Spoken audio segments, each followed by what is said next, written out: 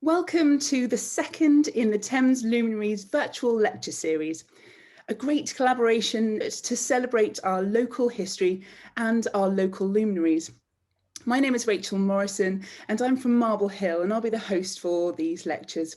So without further ado, I'll hand you over to our wonderful chair of the Thames Luminaries lecture series, Professor Judith Hawley. Welcome to you all, and thank you, Rachel, for your introduction, and thank you for hosting this series. I want to thank also Robert Youngs for doing all the ticketing, Angela, and various other people behind the scenes. This is the focus today is going to be on our speaker, Catherine, but this is a collaborative effort.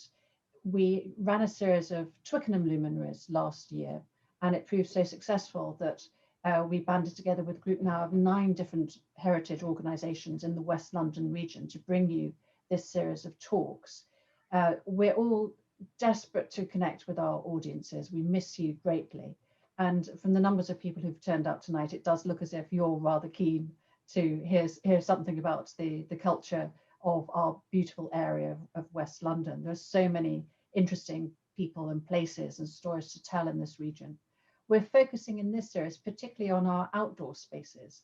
And I think now in our lockdown, those of us who have access to an outdoor space are particularly keen to experience them. So we're going to be hearing about the history and the associations of our gardens of West London. So let me introduce our speaker for tonight, Catherine Parry-Wingfield. Delighted to have her here.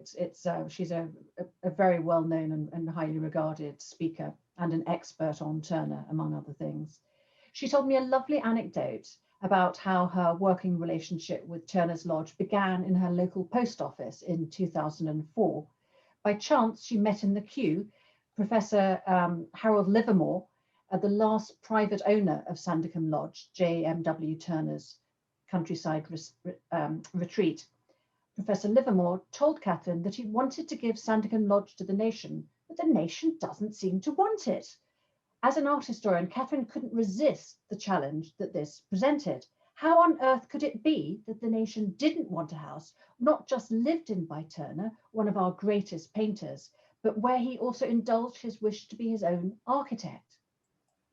Many years on, J.M.W. Turner's pretty lodge has been beautifully conserved and will reopen to the public when circumstances permit.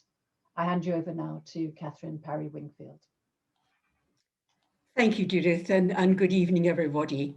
I'm using this drawing of about 1813 by William Havell, showing Sandycombe Lodge and its garden, using this as an opener, as it's one of the few bits of information that we have about the house and indeed about the garden.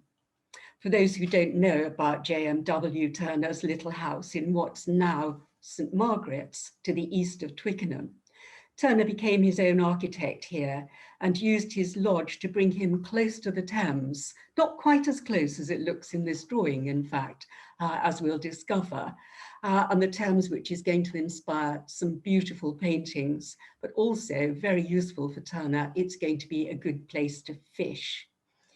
It was going to be a retreat too from the pressures of the London art world. This was a smallish private garden, and most of Turner's land has now been built on. But even though it's modest, I don't think this detracts from its interest, and that of course is enhanced by its intimate connection with one of our greatest painters.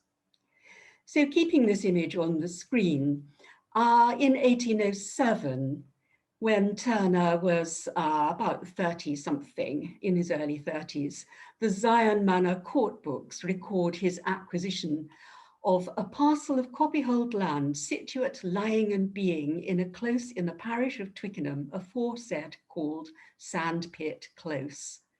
The area of the plot is given 1 acre, 3 rods and 16 perches. That's 1.7 acres. And for those who are not good with numbers like me, it's about the size of a football pitch. It would be some years before the house was built. He named it Solus Lodge for the first year after it was built, but then renamed it Sandycombe.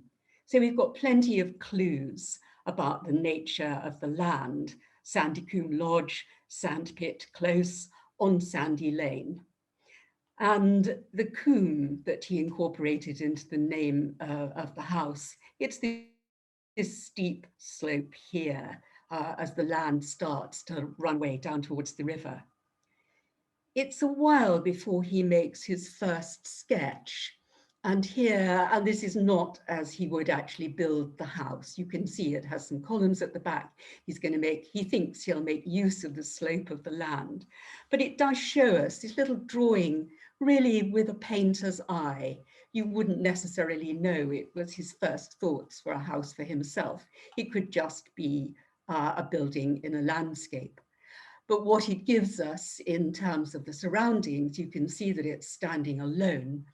There's a tree-fringed lane here. It's probably hawthorn along the edges. That's what the lanes mostly were lined with at that point.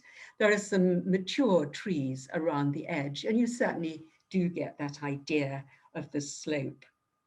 He built the house perched up very close to the lane, even though he'd got quite a big plot to build on, because that perch would have given him from upstairs a distant view of the river. And I wanted just to show you, to get some idea of the surroundings. This engraving after a watercolour by Joseph Farrington. Turner's house would have been tucked away in the trees there. This is Cambridge Park. If he was going to walk up to the top of Richmond Hill, sketchbook in hand, which is what he would do, he would be coming along the road here, the road leading to Richmond Bridge, cross the bridge, and up through the outskirts of the town, up the hill, past this handsome house, which must, I think, have lent him a little bit of inspiration for his own designs. And then probably at that point, moving on to the Star and Garter, that very well-known pub in its old manifestation, not the building that we know today. But it is, again, another handsome house with a very prominent view from a high point. Let's look at the layout of the garden. By 1813, Turner's name is in the rate books. So we know that although he'd taken his time somewhat, the house he designed was now up, having changed ideas about how it would look in quite considerable manners. The Enclosures Awards of 1818 show us the large plot here on which you see the footprint of his house, and his smaller plot, his meadow. This is so-called Ferry Lane, actually the ferry now really supplanted by Richmond Bridge at this date. And again, you see how it's standing, the house is standing alone. The most prominent thing really within the garden is the very large pond. The Reverend Henry Trimmer was a great friend of Turner's, and he visited often, bringing with him his young son, who decades later would recall at the end of his garden was a square pond. I rather think he dug it out himself, into which he put the fish he caught. The surface was covered with water lilies. So it's practical. The pond acted as a kind of early 19th century fridge, because Turner would have caught probably rather more fish than he could possibly eat at one dinner. And it's also an account that he was greatly annoyed when the local urchins climbed into the garden and slipped a pike into that pond. The pike promptly devoured everything it could lay its teeth on. But it's also ornamental. Those water lilies would have been very pretty. And so a deliberate attempt, I think, to mold the garden. Turner's first biographer, Walter Thornbury, stated that the garden became a rude tangle where he grew the water plants he loved to introduce into his foregrounds. Well, Thornbury didn't know Turner or this garden, and it might indeed, perhaps in the later years that Turner was here, it might have become a rude tangle, but I do believe that when Turner first planned it, he had some definite ideas as to how it would look. So again, you can see there are no near neighbours. And I just want to indicate the size of the garden now, which I'm sorry to say is only about that big.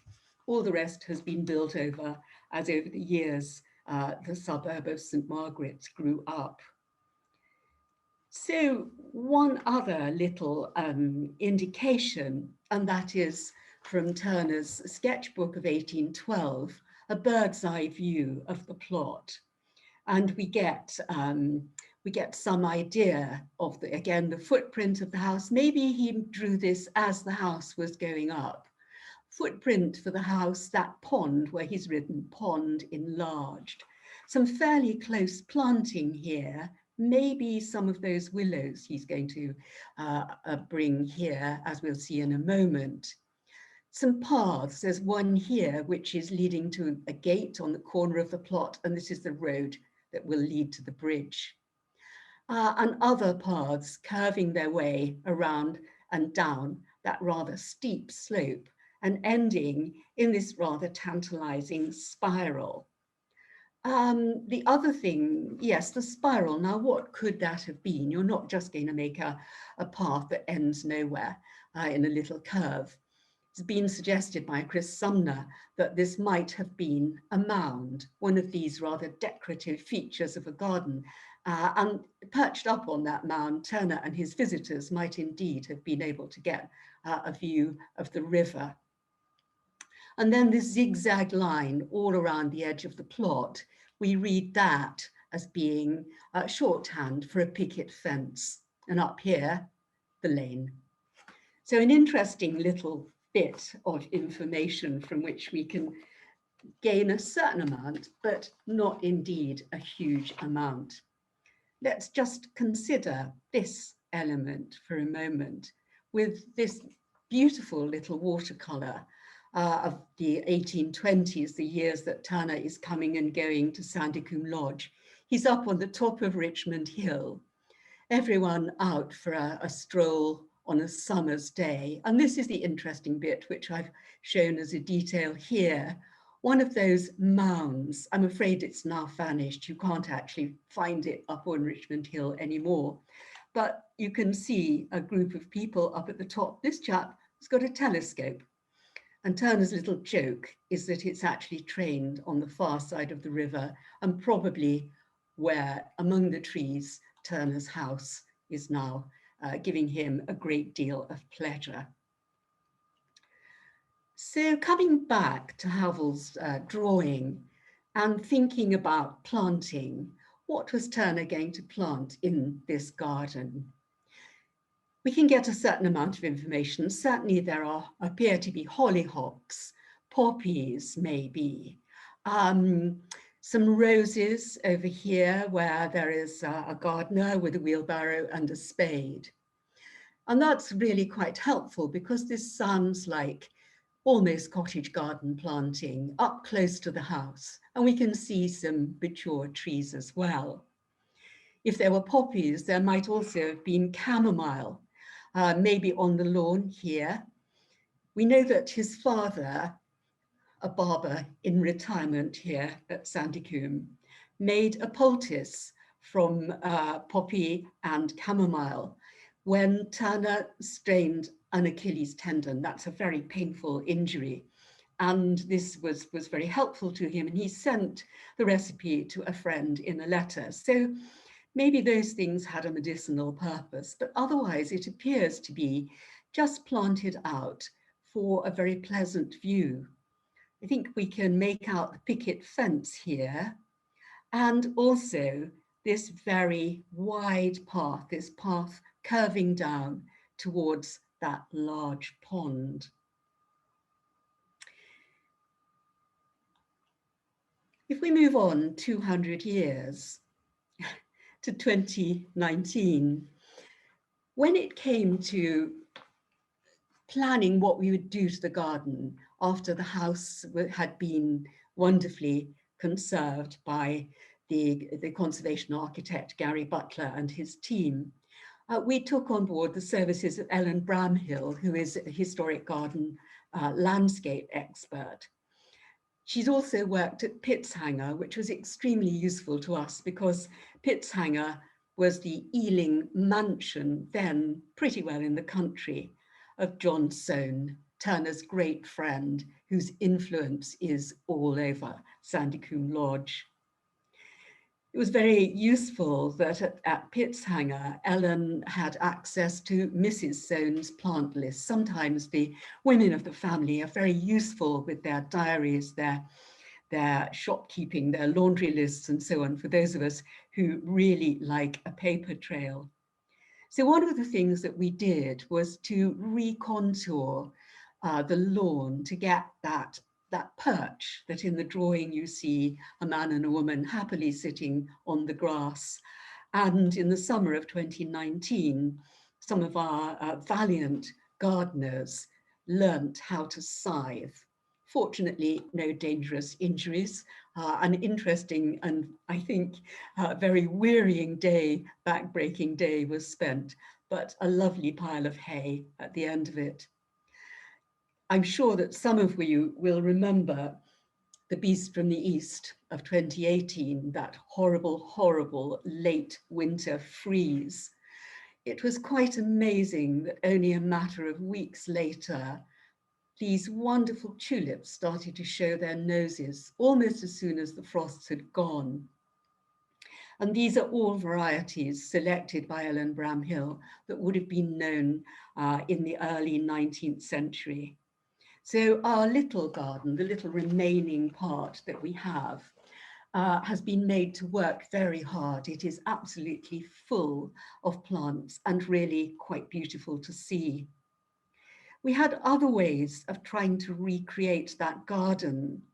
This is the window here, which in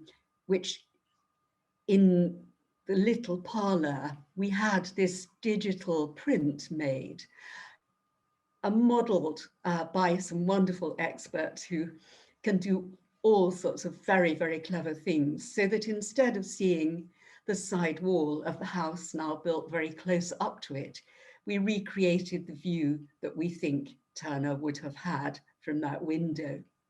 So you can see one of those paths, you can see a well in the corner, which we know he must have had. He must have had a source of water for his pond.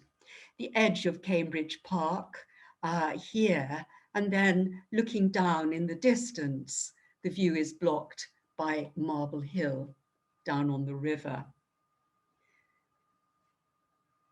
Well, it's not possible to think about planting without coming to the subject of willows. And I mentioned those when we looked at that bird's eye view. And the subject of willows links us really quite closely to Turner's long dead hero, Alexander Pope, whom we're going to hear about that garden very shortly. We can't be quite sure where Turner put his own willows, but we know that he was well aware of Pope's villa, and this would have been the villa as Turner knew it. And you can see that willows are certainly a very prominent part there in that garden along the water's edge. But when Turner was thinking about what he was going to build at Sandycombe and what he was going to put in the garden, a very terrible thing happened. The owner of the time, Baroness Howe, was going to pull the villa down. This upset Turner greatly. It made him extremely angry. He wasn't the only one. And perhaps that will be covered in other talks, so I won't go into it too closely. You can see that the house, Pope's villa, and all its memories of the poet has no roof, there's scaffolding, and it is, I'm afraid, doomed. In the foreground here, you can see the remains of a fallen willow.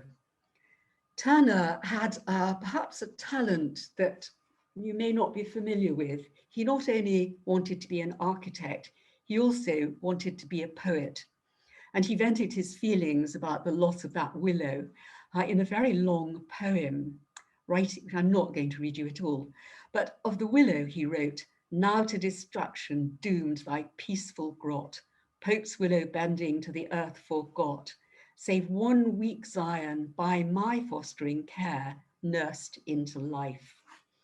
So he took home a little cutting from that fallen willow. It had come down in a storm, and he planted it in his plot at Sandycombe, where it certainly seemed to thrive. So the Reverend Trimmer's son remembered from his childhood the long strip of land planted so thickly with willows that his father, who delighted in the garden, complained that it was a mere osier bed.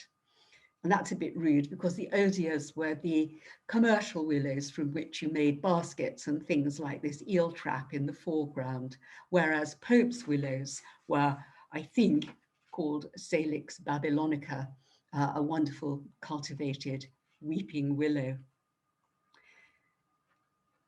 In Thames Scenery, which is a wonderful travelogue for which our own drawing of Sandycombe was preparatory, there is an engraving of Baroness Howe's new villa, you see, set back from the river. And there is a verse here which accompanies it. And you can see, you can always feel the wagging fingers.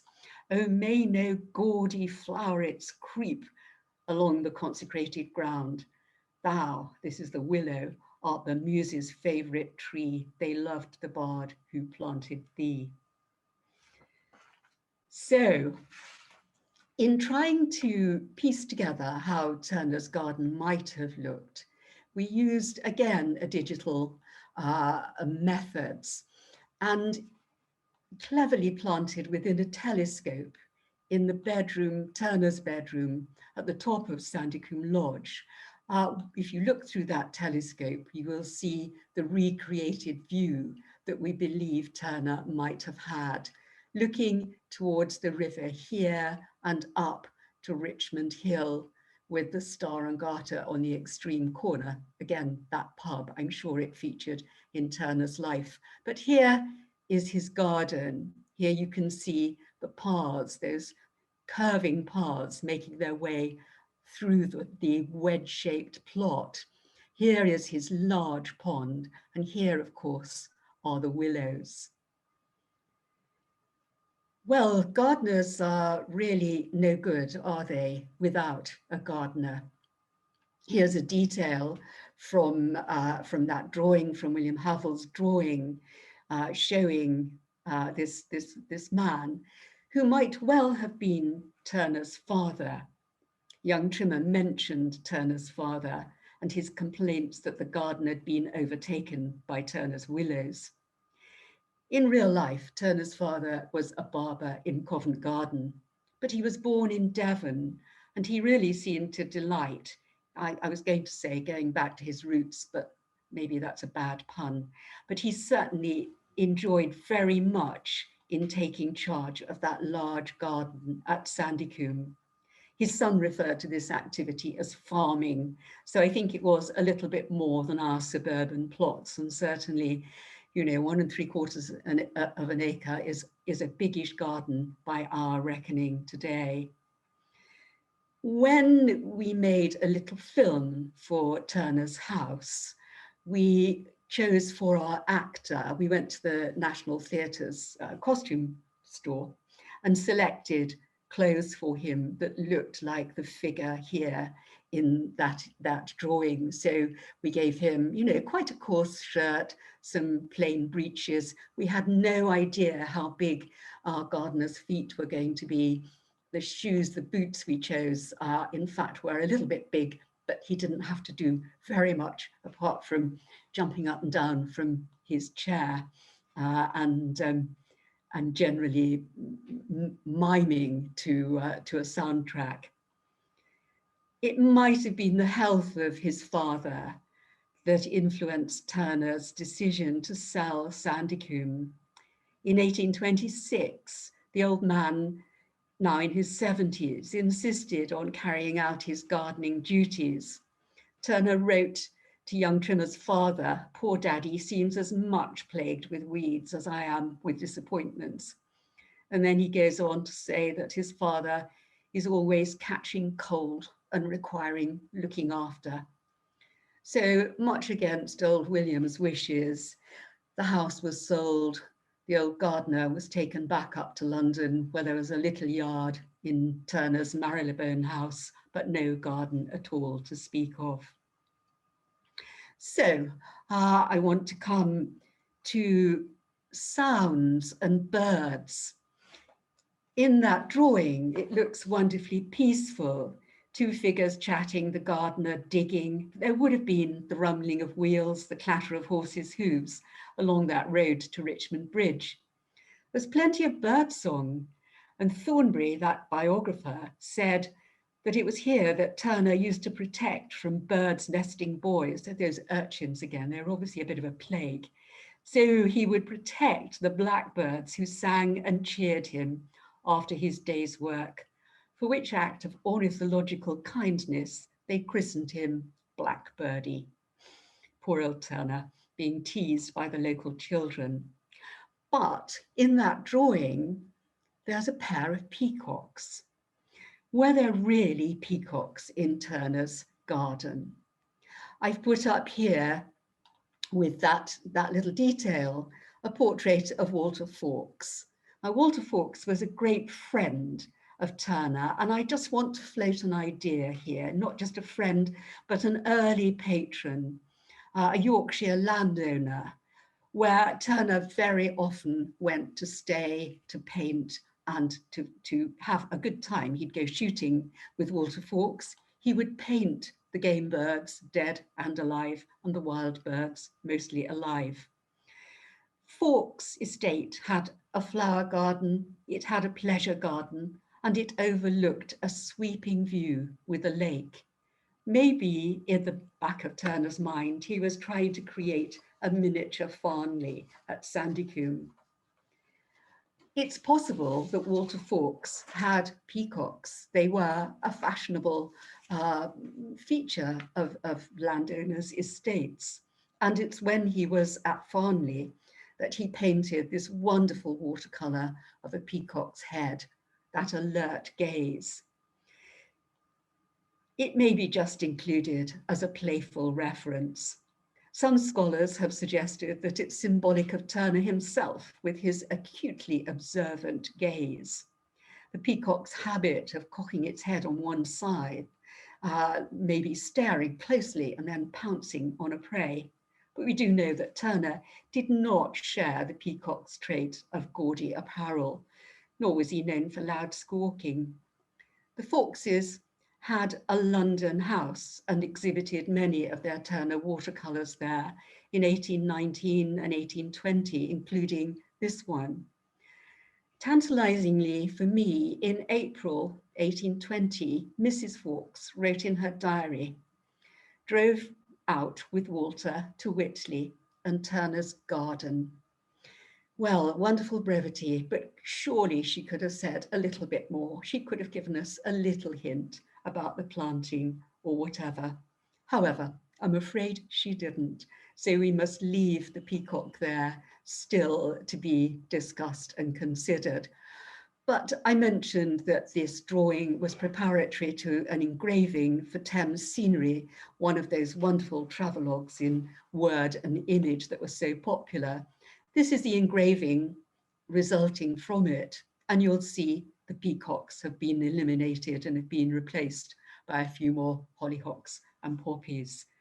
Perhaps, as an afterthought, they seemed a little bit too pretentious. I'm going to finish with the idea of picnics, because I'm quite sure that that garden at Sandycombe was on occasion a very lively place. The chatter of friends. On one occasion, a group rowed across from Ham, made their way up to Sandycombe and picnicked handsomely in the garden, providing their own entertainment with music and singing. On another occasion, the Picnic Academical Club, a wonderful name for Turner's fellow artists from the Royal Academy, they came out to Sandycombe for similar lively entertainment. This little watercolour dates from 1831, a short while after he had sold Sandycombe. But it's placed on the river bank, on the Twickenham bank. You can see the bridge and Richmond Hill behind it. Almost it would have been in earshot of Turner's little house. I think in this painting, Turner is recalling some of those very pleasant picnics in the garden. as one visitor remembered, one of the most delightful days I ever spent in Turner's Garden. So just to conclude, all the things we're missing: sunshine, sun and water, flowers, birdsong, friends, music, food. I will leave you with this detail of the picnic. And please note that in the background, there are some bottles, this one being uncorked, that's probably a dead one, certainly a couple more. And that seems to be a good place to leave Turner's Garden. And when you can, do please come and see it. If you're nearby, you can at least look over the fence and see what is still, even in midwinter, a very pretty little plot. So thank you all very much for watching in. And I'm going to move to our last slide and pointing out, please, thank you so much for so many of you have already contributed financially, but we are all in quite difficult times, and we'd be very grateful if you would visit turnershouse.org if you can to donate